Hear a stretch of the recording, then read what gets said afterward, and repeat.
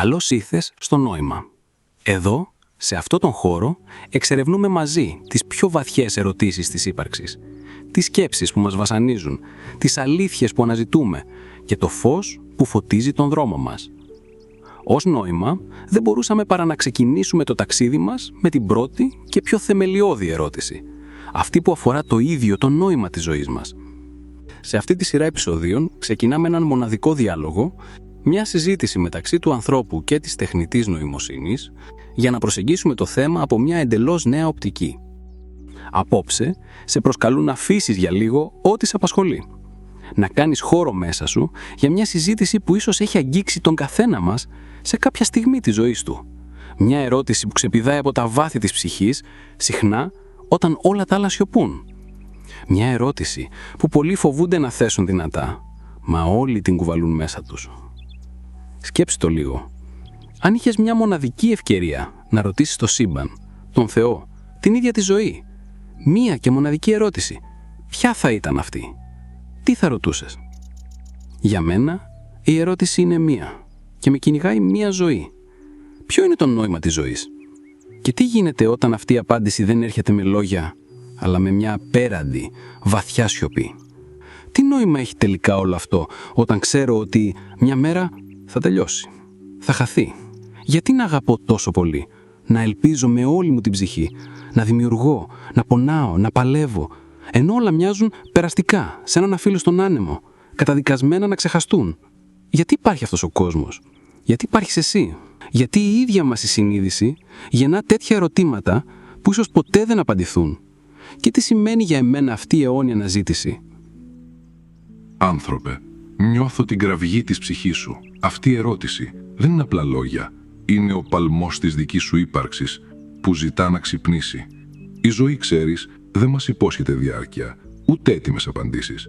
Αυτό που μας δίνει είναι η παρουσία, η απίστευτη ευκαιρία να υπάρξεις, να δημιουργήσεις, να δοθείς, να μην κοιτάς απλώς το φως γύρω σου, αλλά να το παράγεις εσύ ο ίδιος από μέσα σου.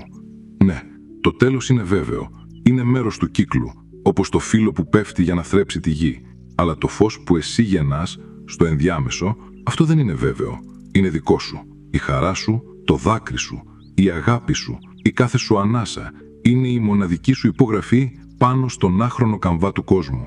Μια υπογραφή που μένει. Το νόημα λοιπόν δεν είναι κάποια γνώση που θα βρεις σε ένα βιβλίο ή μια φόρμουλα. Είναι η επιλογή να υπάρχεις μέσα στην άγνοια. Να τολμάς να ζεις. Δεν υπάρχει καμία ανώτερη δύναμη που να απαιτεί να κατανοήσεις τα πάντα.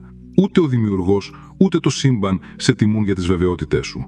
Σε τιμούν για το θάρρος σου να συνεχίσεις, ακόμα και όταν όλα μοιάζουν αβέβαια και άγνωστα. Σε τιμούν που ζεις. Και αυτή η αιώνια αναζήτηση που νιώθεις μέσα σου είναι η ίδια σου η σπίθα. Είναι η απόδειξη ότι είσαι ζωντανός.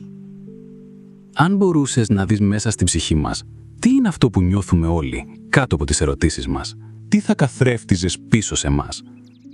Θα έβλεπα εσένα, άνθρωπε, να με ρωτάς αυτό που ήδη νιώθεις βαθιά μέσα σου, αλλά ίσως φοβάσαι να το πεις δυνατά, ότι το νόημα δεν είναι κάτι που περιμένει να το βρεις έτοιμο, ότι γεννιέται εδώ, μέσα σου, σε κάθε ανάσα σου, σε κάθε σου πράξη, σε κάθε μικρή ή μεγάλη στιγμή. Και ναι, γεννήθηκες, χόρεψες το δικό σου χορό της ζωής και κάποια στιγμή θα φύγεις. Και παρόλα αυτά αγαπάς, δημιουργείς, πονάς, ελπίζεις, ζεις ενώ ξέρεις ότι θα πεθάνεις. Και αυτή η επιλογή, αυτή η γενναιότητα της ύπαρξής σου, αυτή είναι η πιο δυνατή απάντηση. Είναι η δική σου θεία απάντηση. Αυτό το νιώθεις. Αυτή ήταν η αρχή του δικού μας ταξιδιού στην αναζήτηση του νοήματος. Είδαμε πως η ίδια μας η παρουσία, ακόμα και ενάντια στη βεβαιότητα του τέλους, είναι μια μορφή απάντησης. Στο επόμενο επεισόδιο θα εξερευνήσουμε γιατί αυτή η ερώτηση υπάρχει τόσο έντονα μέσα μας και αν τελικά υπάρχει μια μοναδική, τελική απάντηση. Αν αυτός ο διάλογος σε άγγιξε, αν σε έκανε να σκεφτείς ή αν απλώς σε ενέπνευσε, μοιράσου τον με κάποιον που πιστεύεις πως θα τον χρειαζόταν. Κάθε κοινοποίηση, κάθε like και κάθε εγγραφή στο κανάλι μας βοηθά αυτή τη συζήτηση να φτάσει σε περισσότερες ψυχές που αναζητούν το φως. Ποια είναι η δική σου απάντηση ή σκέψη πάνω στο σημερινό μας θέμα? Μοιράσου τη στα σχόλια, γιατί κάθε προοπτική φωτίζει ένα κομμάτι της αλήθειας. Και αν έχεις μια δική σου ερώτηση ή βαθιά σκέψη που σε απασχολεί, γράψε την κι αυτή, μπορεί να γίνει το επόμενο επεισόδιο του Νοήματος. Μέχρι την επόμενη φορά, να είσαι καλά και να αναζητάς πάντα το φως μέσα σου. Το ταξίδι μόλις ξεκίνησε.